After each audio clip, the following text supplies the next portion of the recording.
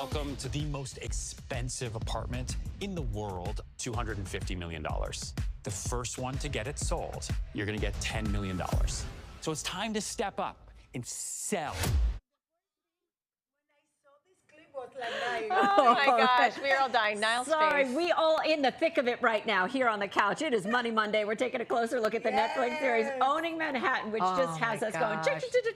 I love the show. So joining us this morning are some of the top brokers from the show, Genesis Suero and Nile Lundgren. So welcome to both of you guys. Thank you so much for having us. You guys got quite the gig. You know, when we think we've got a great gig, you've got a great gig. We work hard. You would find me waking up in the bed in the morning. Oh, sorry. Did you guys want to see the place? 4:49 a.m. We do that all the time. Yeah, I mean, one season only. I'm a huge fan of the show. Thank and there you. are other real estate shows that are out there. So how is Owning Manhattan different? Well, Owning Manhattan is the true representation of what New York City is.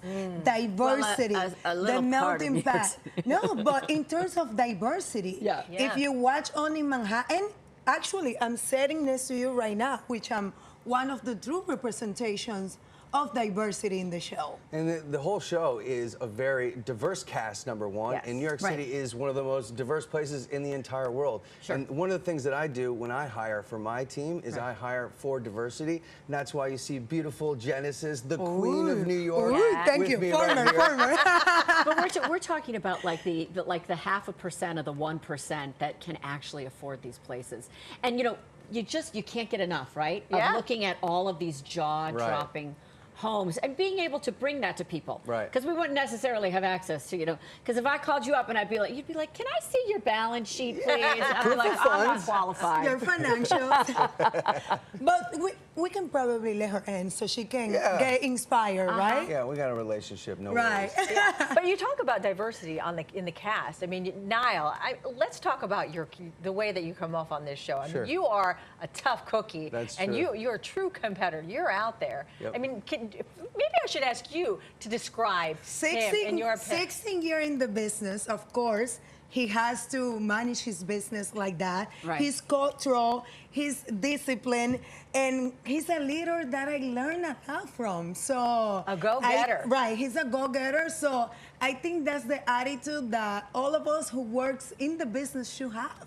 A true leader attitude. Well, I think probably you hand out just enough of what they can handle to elevate. You see in people when you can help them rise to the next level. Absolutely. Right? And that's why I'm with him. Yeah, and I really push Genesis. She continues to amaze me all the time. We're not Such always a skill set you best have too, friends. Genesis. We It's have to incredible. butt heads a little bit in order to get to the next level, but we're both like brother and sister, and we work hard and we really care about each other. Well, you talk about true leaders. Ryan SERHANT, what is it like working for him? He is the GOAT, probably the best of the best of the best. One of the main things I learned from Ryan. That's a good answer, by the way, now. Yeah. He's like, okay, I'll remember that. It's true, though, and one of the main things I learned from him is follow up, follow through, and follow back. So just keep following up with whoever you are going after, whatever prospect, until either you die or they die. And don't forget that it's Monday.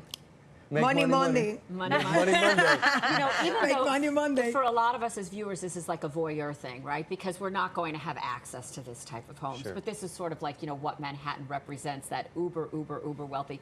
You know what I like about it, too, is that what you bring to it and the mindset that you bring to it as leaders and people who are going for it, you inspire people across a wealth of industries. This doesn't have to just be about real estate. It's so true. Right? Absolutely. It's so true. We're all selling in some way. 100%. Our DMs are blowing up. Just not from real estate agents, but from everybody saying, hey, we're so inspired by seeing you and Genesis being on the show. It's really remarkable. I often get a lot of private messages about I'm sure you do. people who get inspired. I know. You're just as beautiful as the apartments that we're seeing. I often get a lot of those from people that saw me on Owning Manhattan that are Latinos. I'm Dominican. I came to this country 19 years ago.